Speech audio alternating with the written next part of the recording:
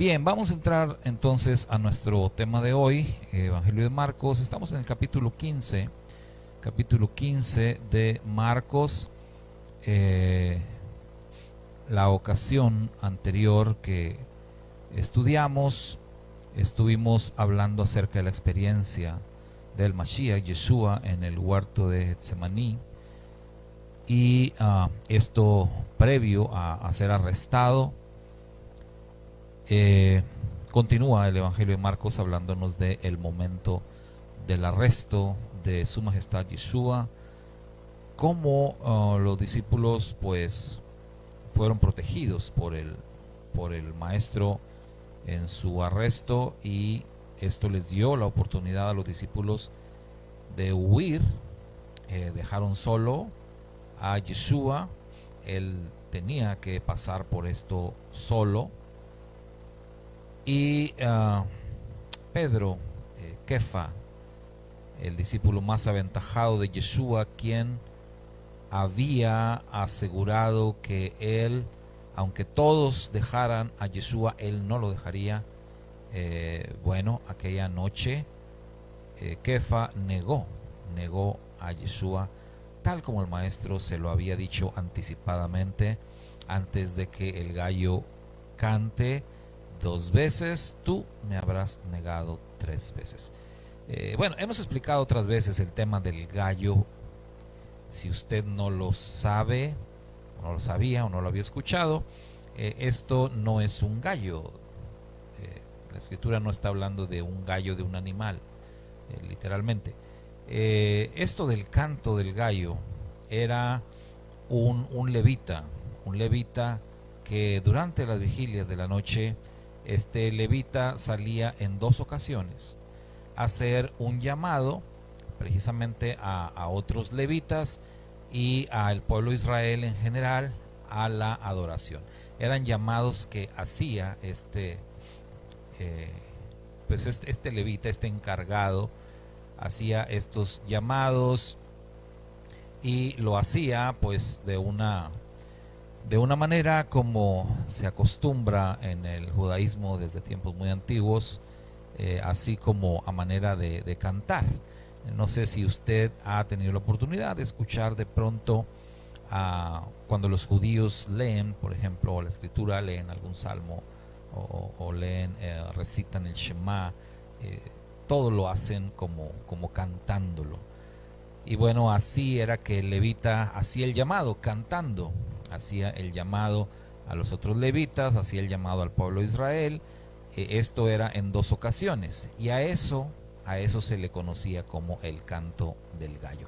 Cuando Yeshua está diciendo esto a Kefa, de que lo va a negar 3 veces antes de que el gallo cante 2 veces, es una referencia a este ministerio del levita. Es decir, que antes de que el levita hiciera el segundo llamado, Kefa lo habría de negar en 3 ocasiones. Entonces, para que se entienda, esto nunca se trató de un gallo. Quizás mucho tiempo pensamos que sí, pero no es así. Bueno, entonces cuando Kefa llevó a cabo la negación, hay que decir que de alguna manera Kefa, Pedro, intentó mantenerse, digamos, cerca de Yeshua, ya que los demás discípulos definitivamente lo habían abandonado, se habían ido a esconder. Kefa trató de estar un tanto cerca, pero realmente lo único que hizo fue cumplir con lo que ya Yeshua le había dicho con la negación. Una vez que se cumple la negación de Kefa, pues lloró amargamente y también pues se alejó de allí. Yeshua, dice la escritura, fue llevado ante una corte de justicia en casa de Anás, quien había sido sumo sacerdote. Quien era el sumo sacerdote en ese momento era Caifás. Y bueno, lo llevan a Yeshua delante de una corte de justicia. La idea era pues acusarle acusarle. Recordemos que no encontraban delitos en él. Hemos dicho que desde el inicio del ministerio de Yeshua hasta el final, siempre los principales escribas, sacerdotes, los gobernantes religiosos del pueblo judío, siempre estuvieron pendientes de Yeshua, siempre estuvieron tratando de encontrar un motivo para acusarle y por supuesto para arrestarle. Nunca encontraron nada. 3 años y medio duró el ministerio del Santo Maestro, y en todo ese tiempo nunca encontraron un solo argumento para acusarle de algo. Nunca. De tal modo que, bueno, se vieron en la penosa necesidad de inventarle algún delito, de presentar testigos falsos, etcétera. Aún así las cosas no les iban a funcionar definitivamente. Y entonces lo que tenemos acá es a Yeshua, a nuestro Santo Maestro Yeshua, dándoles a ellos el motivo, la razón para acusarle. Él les da esa razón aquella noche, para que ya se dejaran de cosas y dejaran de usar testigos falsos y de inventar chismes y todo eso. El mismo Yeshua les da la ocasión y les presenta entonces la oportunidad o el pretexto, vamos a decirlo así, para que ya por fin ellos pudieran tener una acusación de acuerdo a sus leyes, pudieran tener una acusación en forma. Así que esto es algo de lo que vamos a ver el día de hoy. Y bueno, mire, vamos a ir aquí a Marcos.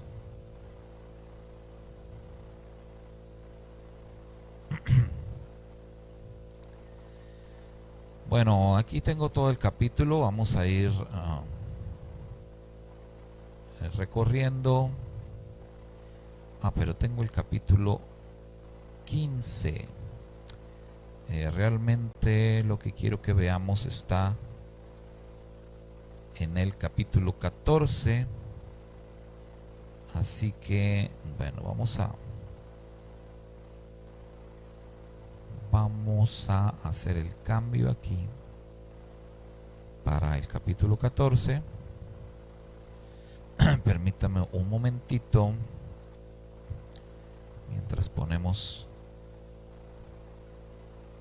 el capítulo 14 de Marcos.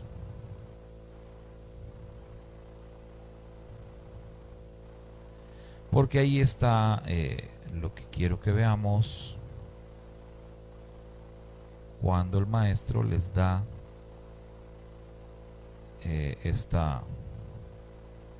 la base para su acusación.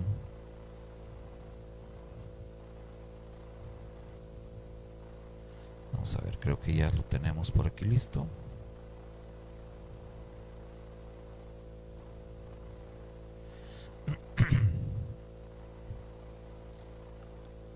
Ay, no se me puso el 15 otra vez. Vamos a ver.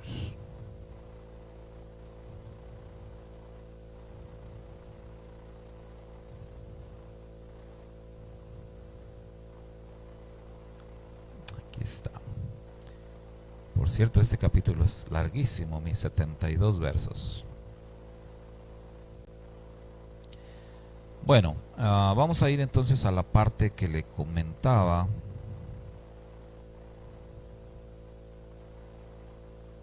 Aquí vemos, bueno, lo de la mujer con el perfume que ungió a Yeshua, el reclamo de que se hubiera vendido el perfume para dárselo a los pobres, el reclamo de Judas,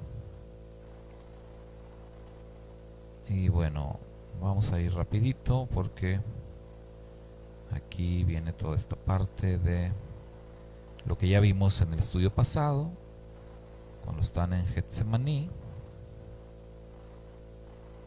Aquí está. Y aquí tenemos ya la parte donde Yeshua es detenido, cuando Kefa le corta la oreja a aquel soldado, cuando huyen los discípulos. Aquí está cuando aquel joven que huye desnudo, la tradición dice que era Juan Marcos, este joven que huyó desnudo, que dejó la sábana ahí. Y bueno, aquí está, verso 53. Aquí está esta parte que quiero que veamos. Y dice, y llevaron a Jesús, a Yeshua, al sumo sacerdote. Y se reunieron todos los principales sacerdotes, los ancianos y los escribas. Ahí está la corte de justicia, el Sanedrín en pleno, todos reunidos. Pedro le siguió de lejos. Aquí está lo que comentábamos ahorita. Trató, ¿verdad? Pero pues le salió mal la cosa. Siguió de lejos hasta dentro del patio del sumo sacerdote. Ahí está como algunos lo reconocen. Lo acusan, le dicen tú eres uno de ellos. Y bueno. Y verso 55 dice, los principales sacerdotes, todo el concilio, procuraban obtener testimonio contra Jesús, contra Yeshua. O sea, esto es procuraban, buscaban algo. Trataban de fabricarle un delito para poder acusarlo y poder darle muerte, pero no lo hallaban, no encontraban qué. Aquí está lo que decíamos, verso 56, muchos daban falso testimonio contra él, pero sus testimonios no coincidían. Miren cómo estaban ellos, pues la verdad, como decimos en México, estaban hechos bola, no les salían las cosas, todo les salía mal. Los chismes, las cosas que inventaban, se contradecían entre ellos mismos y entonces no podían proceder legalmente contra el maestro. Verso 57, y algunos levantándose daban falso testimonio contra él, diciendo, nosotros le oímos decir, yo destruiré este templo hecho por manos y en 3 días edificaré otro no hecho por manos. Ahora aquí es importante comentar, ¿no? Esto es un falso testimonio porque ciertamente Yeshua había dicho algo acerca del templo, pero vean cómo las personas están desvirtuando totalmente las palabras del maestro, bien al estilo del Satán, y por eso es que el falso testimonio y las mentiras pues son del diablo, ¿no? Porque es como Satanás dijo en el huerto del Edén, con que Dios les dijo que no coman de ningún árbol. No, Dios no había dicho eso. Bueno, en este caso, Yeshua nunca dijo que él iba a destruir el templo y que en 3 días iba a edificar otro templo. O sea, más bien Yeshua los retó a que destruyeran ellos el templo. Yeshua les había dicho, ustedes destruyan este templo, pero nosotros sabemos que Yeshua estaba hablando de sí mismo, de su cuerpo, que es el templo verdadero. Destruyan este templo y en 3 días lo voy a levantar. Él estaba hablando de su resurrección. Y por eso esto que decían estas personas pues era totalmente un falso testimonio. Ellos decían, no, él dijo que él iba a destruir el templo y que en 3 días lo iba a edificar otra vez, o otro, mejor dicho. Y bueno, por eso dice el verso 59, y ni siquiera en esto coincidía el testimonio de ellos. O sea, no se ponían de acuerdo en lo que querían acusar a Yeshua.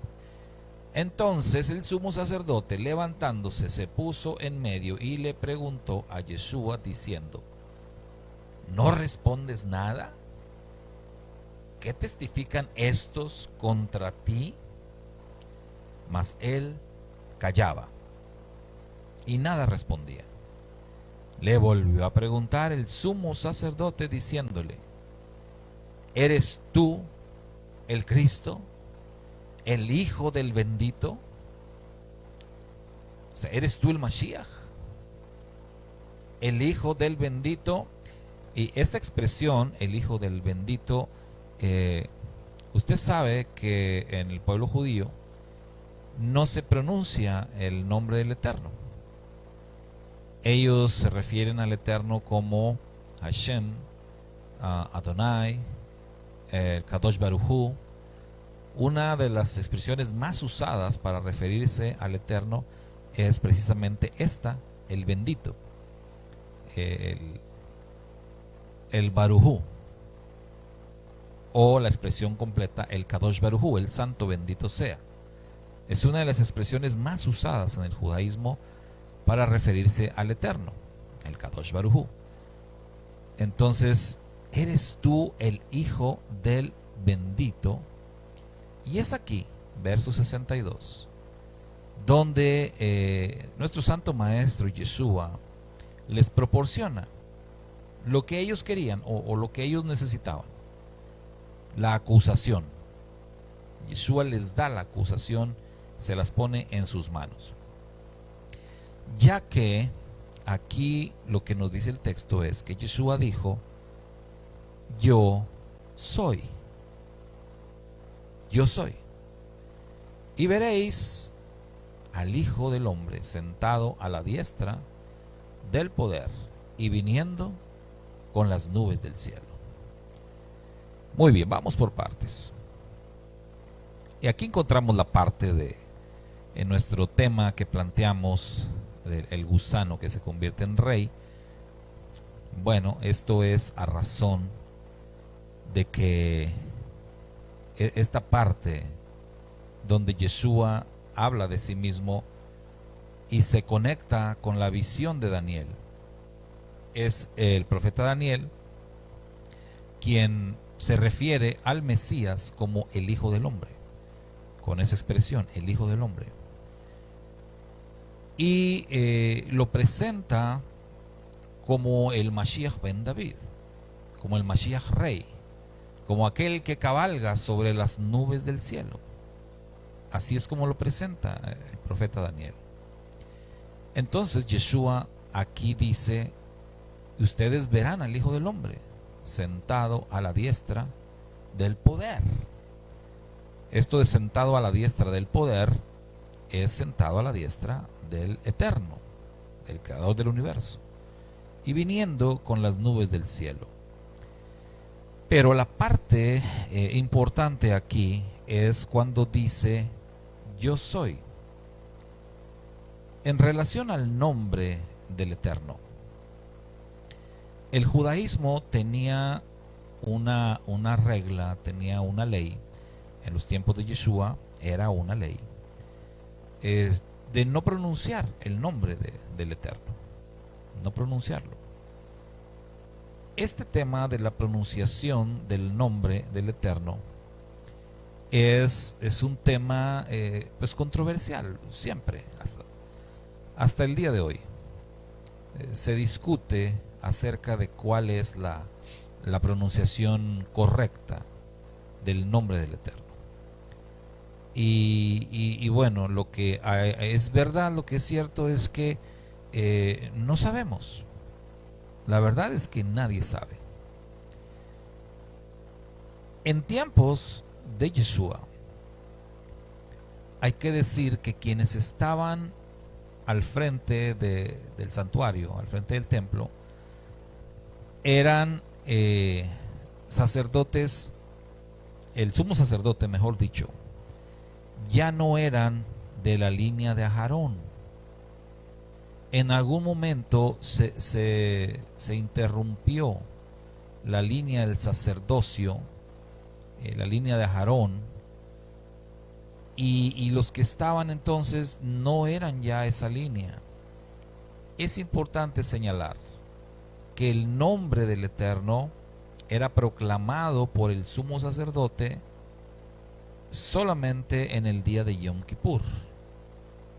Ese era el único día del año donde se le permitía a alguien, en este caso al sumo sacerdote, proclamar el nombre del Eterno. Entonces, recordemos que la casa de Judá había estado en el exilio durante 70 años. En el regreso se reconstruyó el templo, se volvió otra vez el servicio en el santuario, se restauró, se rededicó, etcétera. Y a partir de ahí, bueno, pasan alrededor de 200 años entre después del dominio griego, después de lo de Antíoco y después de que empezó todo lo de Hanukkah, y más o menos pasan como 200 años hasta los tiempos de Yeshua. Y entonces esta ley de la que estamos hablando prevalecía. Es decir, la ley que no permitía a nadie pronunciar el nombre del Eterno. Esto se tomaba como una transgresión grave, se tomaba como una blasfemia. O sea, solamente el sumo sacerdote y solamente en el día de Yom Kippur podía pronunciar el nombre sagrado. Pues nadie más lo pronunciaba. En el verso 62, nosotros lo que vemos es que Yeshua pronunció el nombre sagrado. Él pronunció el nombre sagrado. Aquí lo que pasa es que la traducción al español, se hace como yo soy. Desde en el libro del Éxodo vemos que se traduce como yo soy el que soy. El gran yo soy, hasta cantamos, ¿no? Este coro precioso, el gran yo soy. Porque así se traduce al español el nombre del Eterno, como el yo soy. En hebreo es Yud Hei Bab Hei, son las letras hebreas, el tetragramatón como se conoce, Yud Hei Bab Hei, el yo soy. El tema acá es que, fíjese, es algo muy curioso, ¿no? Porque algo que hemos aprendido con Karen en las clases de hebreo, en el curso de hebreo, es que en hebreo no existe el verbo ser o estar. O sea, no que no exista, sino que no se escribe. No se escribe, no lo vas a ver ahí escrito nunca. Se infiere, pero no se escribe. No es como nosotros que tenemos el verbo ser, estar, o en inglés el verbo to be, que es súper importante en inglés, en español también. Pero en hebreo no. En hebreo se infiere esto. Pues, ¿tendrá que ver con lo del nombre del Eterno? No sé, no lo sé, la verdad.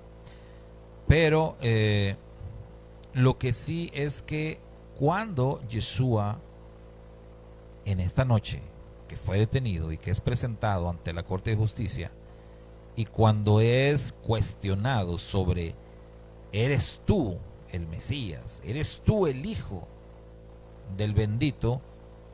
Él contestó diciendo el nombre del Eterno. O sea, no contestó así como yo soy, sí soy, ¿verdad? Sino contestó con el nombre del Eterno. Y eso fue el argumento que ellos tuvieron para acusarle de blasfemia, cuando él pronunció el nombre sagrado. Ahora, hay otras ocasiones en que Yeshua dijo yo soy. De hecho, en la Besorá de Juan, me parece que aparecen 7 ocasiones en las que Yeshua dijo yo soy. O sea, yo soy la luz del mundo, yo soy la puerta, yo soy el camino, la verdad y la vida, etc. Pero siempre dijo yo soy, así como en el uso normal, no como lo dice aquí.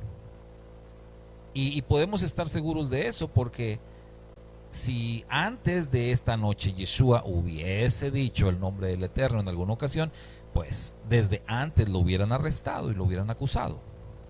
Entonces eso es la prueba de que él nunca había pronunciado el nombre del Eterno. Lo hizo esta noche delante del Sanedrín para darles el motivo para la acusación. Por eso es que lo hizo. Entonces ahí está. Yeshua hace la pronunciación del nombre del Eterno y añade su testimonio de que lo verán a la diestra del Eterno y que lo verán también viniendo con las nubes del cielo. Cuando Yeshua dijo esto, vea la reacción. La reacción del sumo sacerdote rasgó sus ropas y dijo: ¿qué necesidad tenemos de más testigos? O sea, ya que ni pasen los testigos, no necesitamos más nada. Dice: ustedes todos han oído la blasfemia. ¿Qué os parece? Y todos, fíjese bien, todos, o sea, la corte ahí, le condenaron diciendo que era reo de muerte. Ahora, la expresión todos obviamente es una expresión que quiere decir la mayoría, no literalmente todos. ¿Por qué decimos esto? Porque sabemos que en el Sanedrín había personas que definitivamente no iban a apoyar esta acusación contra Yeshua. Sabemos que Nicodemo, que era parte del Sanedrín, José de Arimatea, no iban a acusar a Yeshua. Entonces la palabra todos tiene que ver con la mayoría. Dijeron: es reo de muerte. Y comienza el suplicio para el Santo Maestro. Comenzaron a escupirle. Marcos es muy descriptivo en esto. Dice que le cubrieron el rostro, le dieron de puñetazos, lo insultaban, se burlaban de él, le decían: profetiza. Sí, o sea, a ver, adivina, ¿quién te golpeó? Porque lo tenían con la cara cubierta. Los alguaciles lo recibieron a bofetadas. Bueno, pero ahí está entonces, ahí está esto que comentábamos de la razón, del argumento, el argumento que Yeshua les da, la blasfemia, como ellos dijeron. Sabemos que esto no era ninguna blasfemia.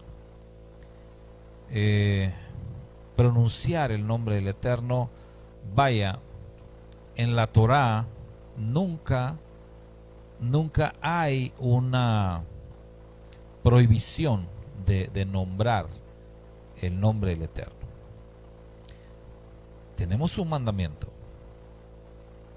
mandamiento que dice: no tomarás el nombre del Eterno tu Elohim a la ligera, porque a nadie se le va a disculpar, ¿sí?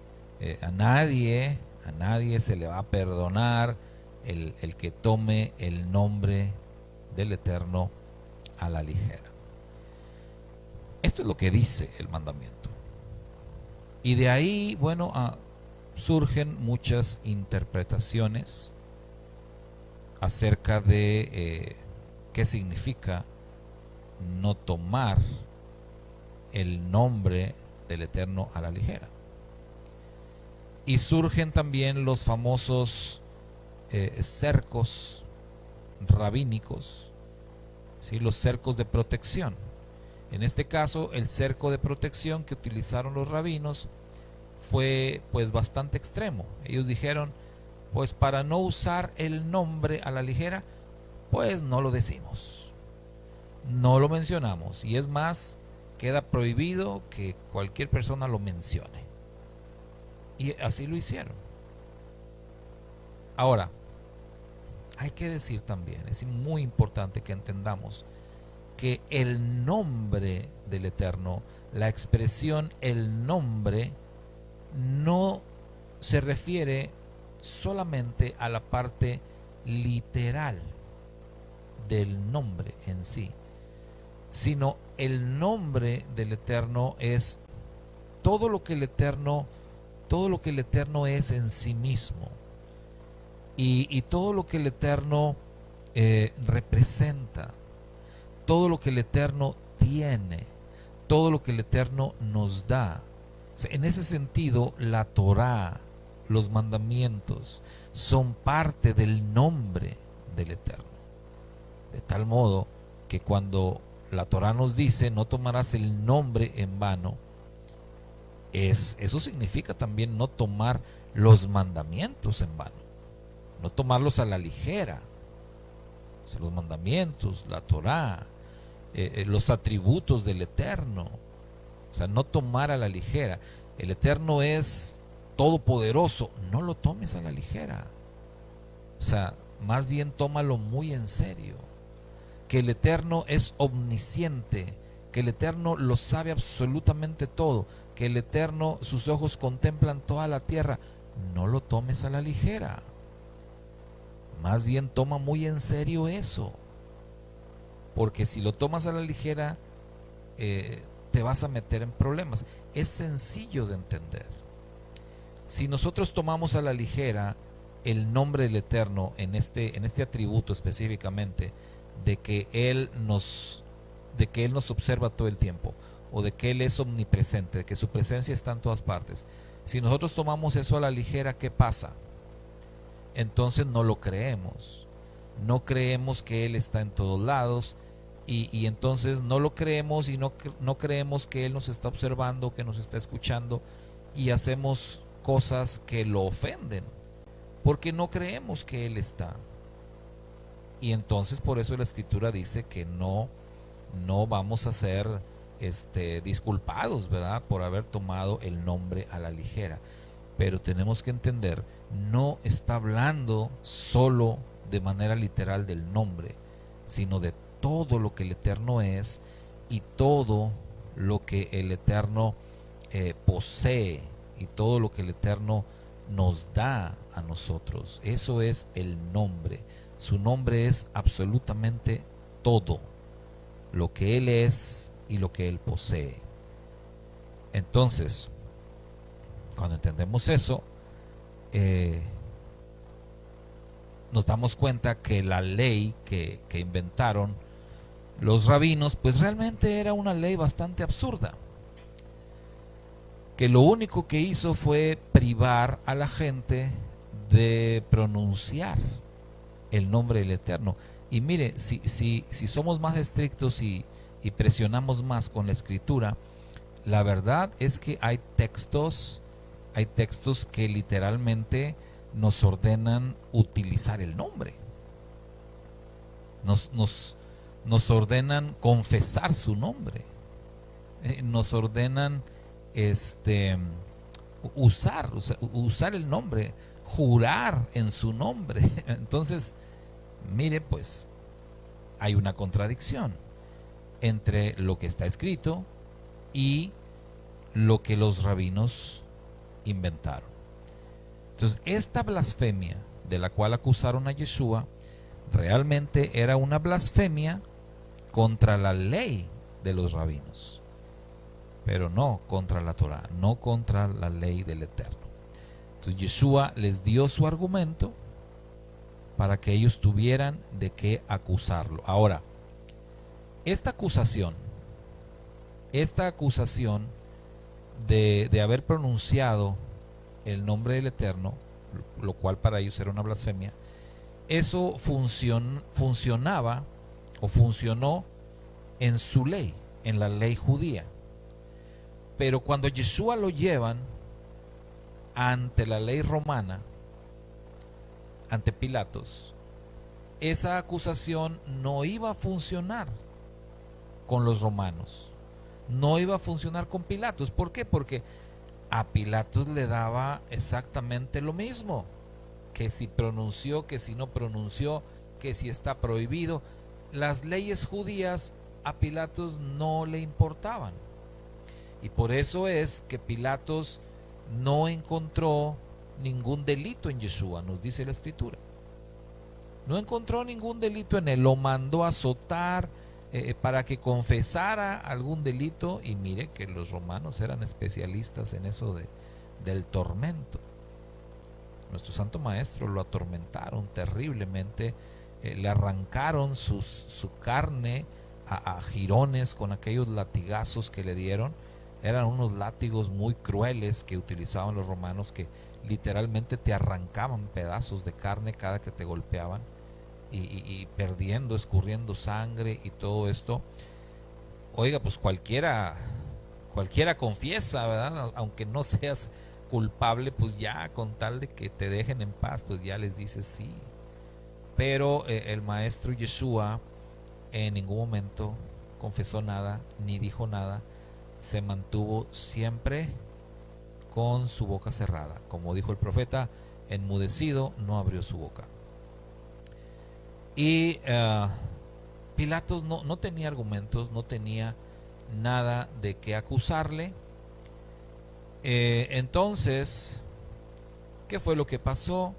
Que finalmente llevó a Pilatos a condenar a muerte a Yeshua, pues que los mismos líderes judíos encontraron el argumento que funcionaría para con la ley romana. Acá, en la ley judía, utilizaron la acusación de la blasfemia, que funcionó en cuanto a la ley judía. Para la ley romana, lo que funcionó fue que ellos dijeron: este hombre se proclama a sí mismo como el rey de los judíos, y nosotros no tenemos más rey que el emperador romano. Así que ahí sí encontraron el argumento, y ahí sí había una acusación muy seria que merecía la muerte de acuerdo a la ley romana. A alguien que se proclamaba rey, pues era una ofensa contra el emperador de Roma y merecía morir. Entonces vemos cómo encontraron los argumentos legales para la ley judía y para la ley romana para que Yeshua muriera. Ahora, ¿en qué momento fue que Yeshua, según ellos, se proclamó como el rey de los judíos? Esta es la parte también importante. ¿En qué momento fue que Yeshua se proclamó como rey de los judíos? Porque ellos lo aseguraron y no estaban inventando, porque esta acusación lo hicieron los líderes. Cuando usaron falsos testigos, utilizaron gente ahí del pueblo, ¿no? Pero ellos no se iban a meter en problemas de falsos testimonios. Cuando ellos dijeron: ya no necesitamos testigos, ya tenemos los argumentos, es porque los tenían y Yeshua se los dio. Entonces, para la ley judía fue la pronunciación del nombre sagrado. Para la ley romana fue la descripción que Yeshua hizo de sí mismo en base a la profecía de Daniel: el Hijo del Hombre cabalgando entre las nubes del cielo. Esto los religiosos judíos lo interpretaron como: está diciendo que Él es el Mesías. Y si está diciendo que Él es el Mesías, está diciendo que Él es nuestro rey. Porque el Mesías, el ungido del Eterno, es enviado para ser rey sobre Israel. Y eso ellos lo saben. Y tan lo saben que por eso dijeron: Él se ha proclamado como el rey de los judíos. Es decir, que en las mismas palabras de Yeshua, Yeshua dijo esas palabras con toda la intención, para que lo acusaran. Para eso las dijo. Entonces, repito, hubo dos acusaciones. Una en base a la ley judía, otra en base a la ley romana. Entonces tenemos a Judá por un lado y tenemos a Efraín por el otro lado. Porque Roma, mis amados, Roma realmente está representando a la casa de Efraín. La gran verdad, la gran realidad, el gran misterio de los siglos es que la casa de Efraín, las 10 tribus perdidas, en su gran mayoría, están en Roma, están metidos en Roma, están en la religión romana o la religión de origen romano. Y por eso vemos acá las dos casas representadas ahí en el juicio contra Yeshua. Y vemos los argumentos, un argumento para cada casa, un argumento para la ley judía, un argumento para la ley romana. Para con la ley judía la pronunciación del nombre fue la blasfemia. Para con la ley romana el proclamarse como rey, eso fue el argumento para acusarlo a muerte. Es sumamente interesante esto que ocurrió y bueno, finalmente decir que cuando Yeshua es condenado y es llevado a la crucifixión, es crucificado, hay un momento que Yeshua dijo: Elí, Elí, lama sabactani, que es traducido como Dios mío, ¿por qué me has desamparado? Y mucho se ha dicho acerca de esto.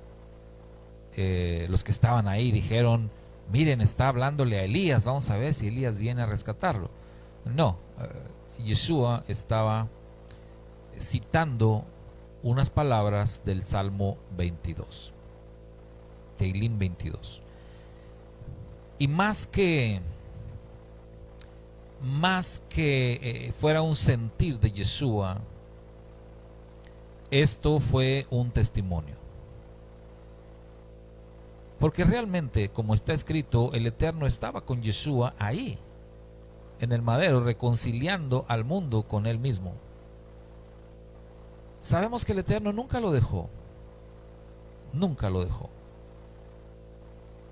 Entonces la expresión de Yeshua no tiene que ver con un abandono del Eterno. No tiene que ver con un reclamo. La expresión Dios mío, ¿por qué me has desamparado? Es un testimonio.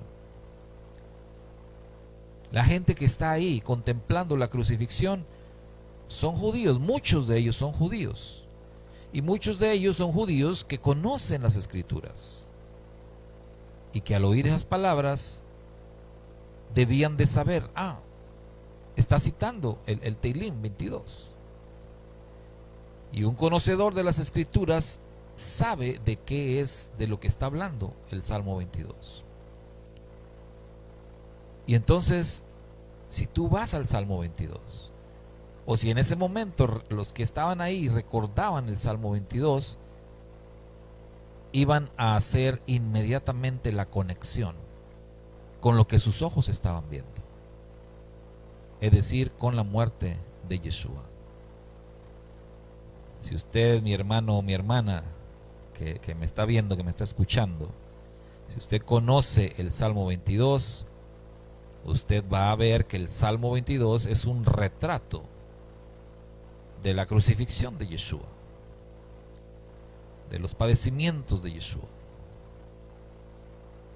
Y si no lo conoce, bueno, vaya al Salmo 22, léalo.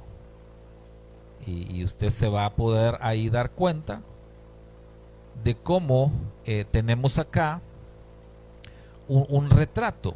Mire, es más, se lo voy a leer. Aquí tengo mi libro de Salmos. Déjeme, se lo presumo. Aquí está. ¿Se alcanza a ver? Sí.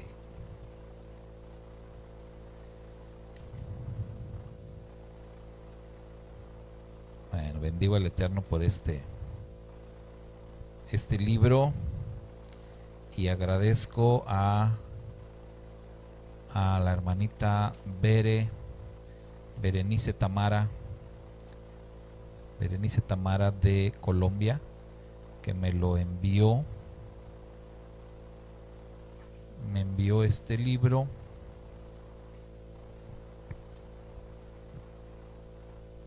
De Teilim, Salmos. Me lo envió virtual. Y bueno, ya aquí yo lo imprimí, lo engargolé. Y está precioso, mire, porque vienen todos los salmos escritos en hebreo, con la fonética hebrea y con su traducción al español. Entonces por eso está bien grande el libro, ¿verdad? Está un grosor que me dijo la señora de la papelería, a ver si se alcanza a encuadernar. Bueno, Baruch Hashem, que sí se pudo. Muy bien, gracias Berenice Tamara por este libro precioso. Se los leo. Al director del coro, sobre Ayeletz Hashahar, Salmo de David. Dios mío, ¿por qué me has desamparado? ¿Por qué estás lejos de mi salvación y de las palabras de mi clamor? Dios mío, clamo de día y no respondes, y de noche y no hay sosiego para mí. Pero tú eres santo, tú que habitas entre las alabanzas de Israel.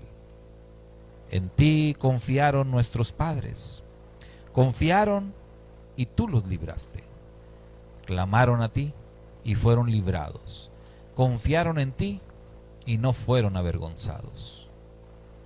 Pero yo soy gusano y no hombre, oprobio de los hombres y despreciado del pueblo. Ahí está la palabra gusano, que decíamos, el gusano que se convierte en rey. Todos los que me ven me escarnecen, hacen una mueca con los labios, menean la cabeza diciendo, se encomendó al Eterno, líbrelo él. Que él lo rescate, puesto que en él se complacía. Porque tú eres el que me sacó del vientre, me diste confianza desde que estaba sobre los pechos de mi madre. A ti fui entregado desde la matriz, desde el vientre de mi madre, tú eres mi Dios. No te alejes de mí, porque la angustia está cerca, porque no hay quien ayude. Me han rodeado muchos toros, fuertes toros de Basán me han cercado. Abren su boca contra mí como león voraz y rugiente. Soy derramado como aguas y todos mis huesos se descoyuntan, mi corazón se ha derretido como cera dentro de mi pecho. Mi vigor se ha secado como tiesto y mi lengua se pega a mi paladar. Me has puesto en el polvo de la muerte.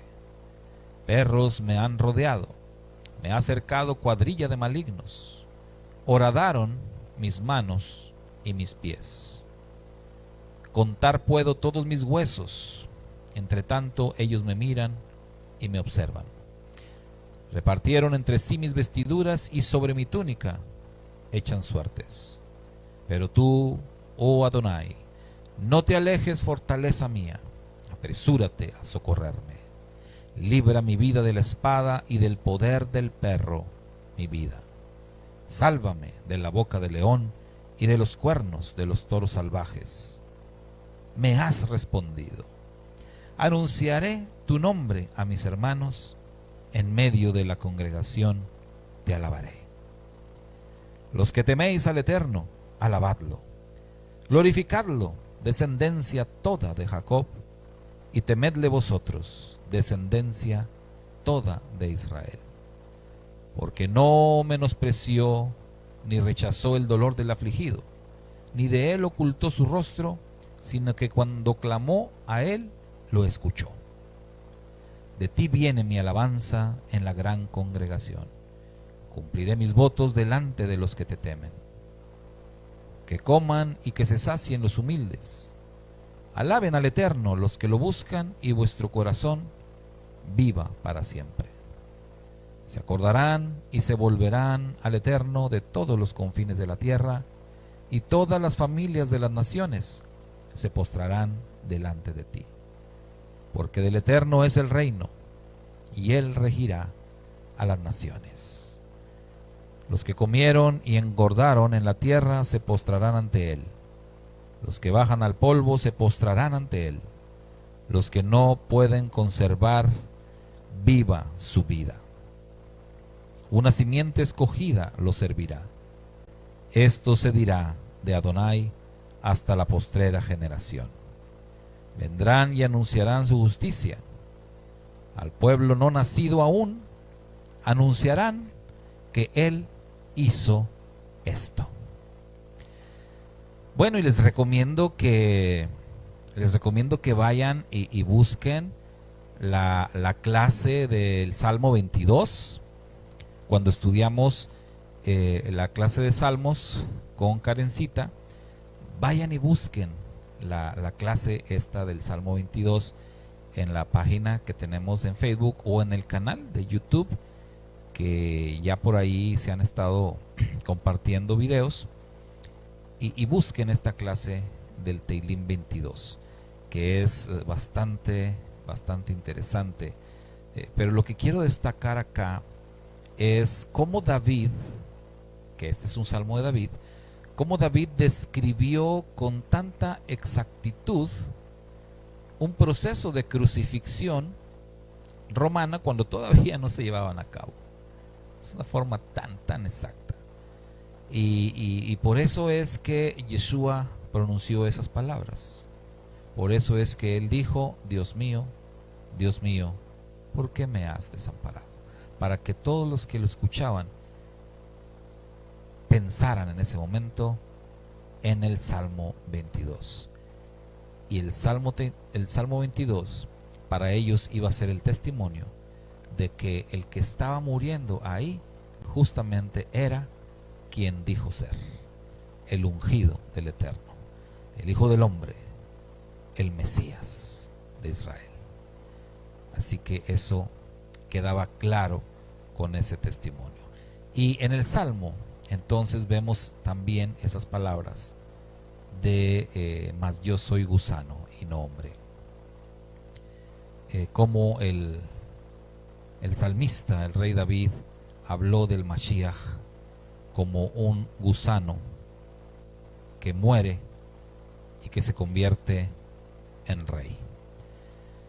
Y bueno, en otras ocasiones también hemos hablado de esto. Precisamente en esa clase, Karen nos explicó a detalle sobre el tema del gusano, por qué, de dónde viene la expresión gusano, qué tipo de gusano es, no es cualquier gusano, qué lo hacía tan especial a ese gusano.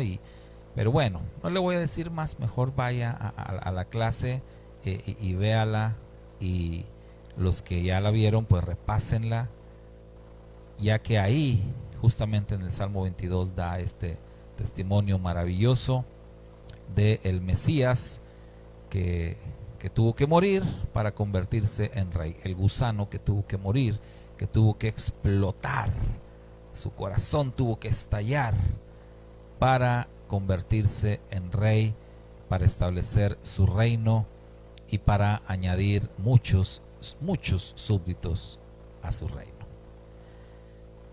Y bueno, mis hermanos, pues así estamos concluyendo el día de hoy con nuestro tema. Así estamos concluyendo con nuestro tema de la Besorá de Marcos. El próximo viernes, al caer la tarde, primeramente el Eterno, vamos a ver otro tema, un tema más, un tema final de Marcos, con el cual vamos a concluir nuestro estudio de este Evangelio de la Besorá de Marcos. Así que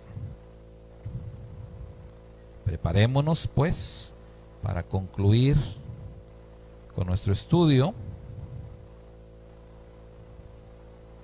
Hermana Ketita creo que estaba preguntando algo. También Jacob es llamado gusano. Sí, ciertamente también Jacob es llamado gusano. Y esto es muy interesante, ¿no? Porque Jacob representa a Israel, es decir, a todo el pueblo de Israel. Y el Mashiach es llamado gusano, claro, como ya dijimos, un gusano muy especial, no cualquier gusano. Y pues el pueblo de Israel es llamado gusano en otro sentido, un tanto distinto, pero sí, ciertamente también es llamado gusano. Sí, hermana Ketita, socios, bueno, yo creo que quiso escribir otra cosa. Bueno, después me dice, hermana Ketita, qué fue lo que quiso decir. Bendiciones a todos, felicidades a Perlita, la hermosa, por su cumple. Claro que sí, un abrazo para la Perla Loera, que está cumpliendo años el día de hoy. 20, ¿qué? No se dice, bueno, no se dice, pero 20 y tantos, 20 y algo. Gracias, de bendiciones este estudio. Baruch Hashem, bendito sea el Eterno, la gloria para el Padre, que es de bendición, que sea de bendición. Y bueno, nos vamos a ir.